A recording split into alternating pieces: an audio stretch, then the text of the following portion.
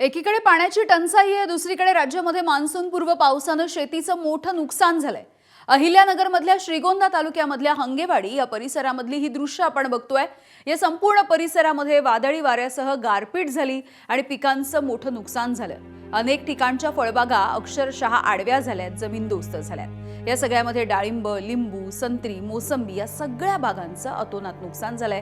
त्यामुळे सरकारने लवकरात लवकर पंचनामे करावेत, नुकसानीची भरपाई द्यावी अशी मागणी इथल्या शेतकऱ्यांची आहे। आमदार विक्रम पाचपुते यांनी या नुकसानीची पाहणी केली।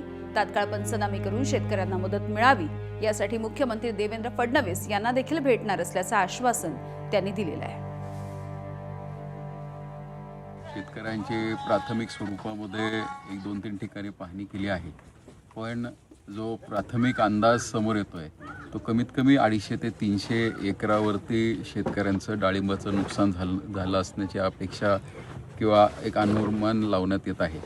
आणि हे नुकसान खूप मोठं आहे आणि त्यातले त्यात नव्याने त्यांनी बागा धरल्या होत्या अशा शेतकऱ्यांचं मोठ्या प्रमाणावर नुकसान झालेलं आहे।